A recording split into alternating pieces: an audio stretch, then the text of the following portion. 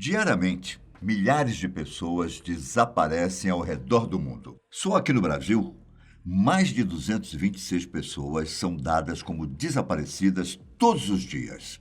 É sem dúvida uma situação que afeta e destrói a vida de milhares de famílias que procuram por respostas. E, em muitos casos, acabam tendo que enfrentar o pior cenário. Ao longo da história, ficamos sabendo de desaparecimentos que mais se parecem com enredos de filme. Mas hoje eu vou te contar histórias sobre algumas pessoas que reapareceram de formas misteriosas após terem desaparecido. Algumas das pessoas, inclusive, já haviam até sido dadas como mortas quando reapareceram do nada. Eu sou Ivan Lima e você é muito bem-vindo. Vamos lá à primeira história que eu vou te contar. É sobre um caso que já havia até sido arquivado quando foi, de certa forma, solucionado. A história de Tamara Milograd, que desapareceu quando tinha apenas 15 anos de idade. Isso no ano de 1971. O caso dessa garota acabou unindo duas famílias após uma comparação de DNA. Isso porque a família de Tamara nunca desistiu de encontrar a garota e, assim, eles passaram longos 44 anos à sua procura.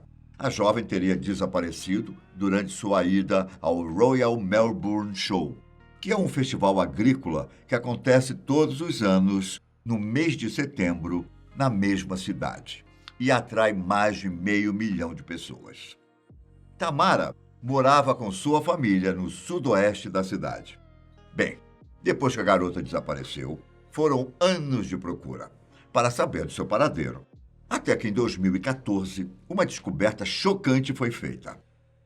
E é nessa parte da história que temos Corinna Russell. Essa menina estava em busca de descobrir um pouco mais sobre o passado de sua mãe, Pauline, que havia falecido no ano de 1976. Em março de 2014, Corinna viu a foto de Tamara em um site do Centro Nacional de Coordenação de Pessoas Desaparecidas. E na mesma hora, ela notou a semelhança das fotos de sua mãe com a de Tamara. A mulher procurou um detetive para conseguir respostas sobre sua mãe e descobrir se ela era realmente a menina que havia desaparecido há mais de 44 anos.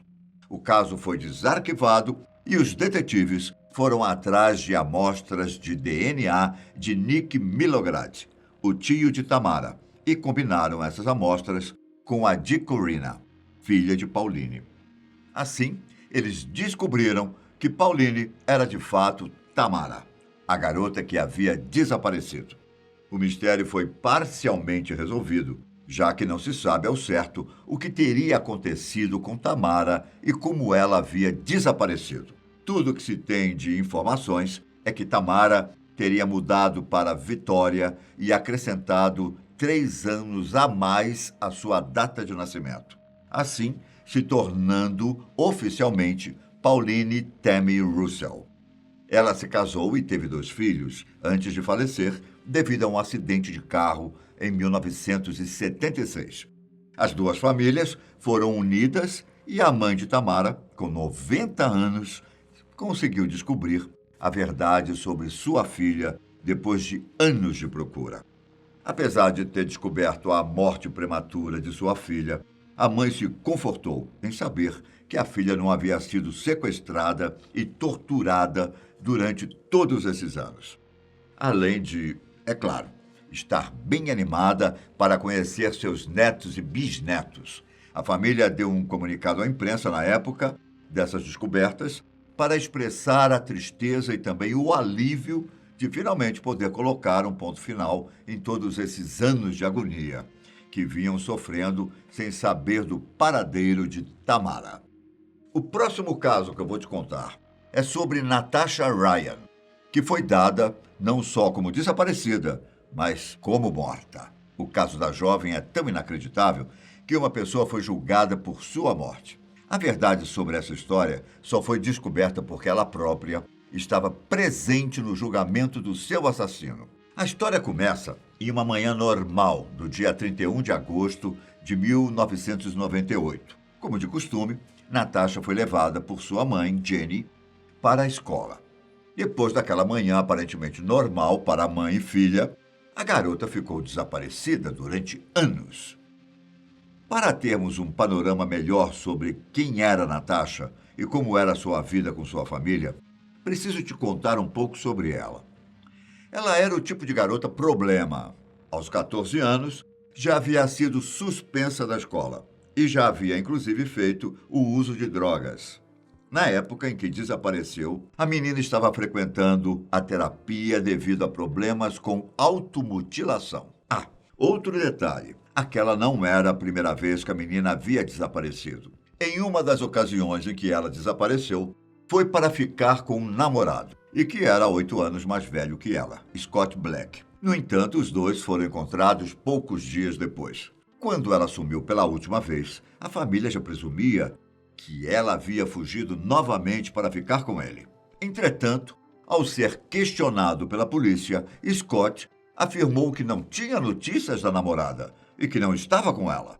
Essa informação deixou a família da garota em pânico e, a partir de setembro daquele ano, a polícia australiana começou uma busca incansável pela jovem. A investigação acabou gerando altos custos para os cofres públicos.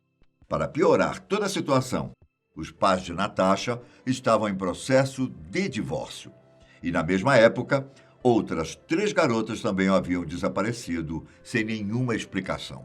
A família e a cidade de Rockhampton estavam completamente abaladas. A polícia começou a fazer links entre os crimes que haviam ocorrido e chegaram até um nome: Leonard Fraser. O homem era conhecido como o estuprador de Rockhampton e já havia sido condenado à prisão anteriormente por abuso sexual. Foi oferecido ao homem um acordo e, por conta disso, ele acabou confessando o assassinato de 4 mulheres, incluindo o de Natasha. A família da garota, claro, ficou muito abalada com a notícia e tudo indicava que a garota havia sido assassinada a sangue frio. A família tentava se conformar com a perda da filha, após anos de buscas sem respostas. As famílias das vítimas chegaram a fazer um memorial na cidade para homenagear as meninas, em 2001. Durante o tal memorial, a mãe de Natasha, Jenny, chegou a dizer à mídia local o seguinte: "Não acredito que Natasha teria me deixado passar por toda essa dor se ela estivesse lá fora." Fecha aspas. Isso porque o corpo da garota nunca fora achado. E, como sabemos, a família estava prestes a ser surpreendido por uma reviravolta.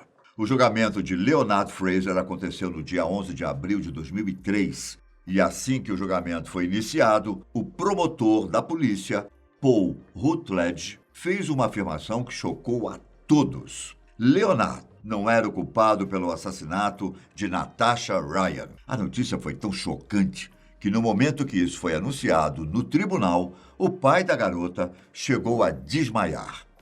Alguns dias antes do julgamento, o promotor havia recebido um bilhete anônimo dizendo que a garota estava viva e bem.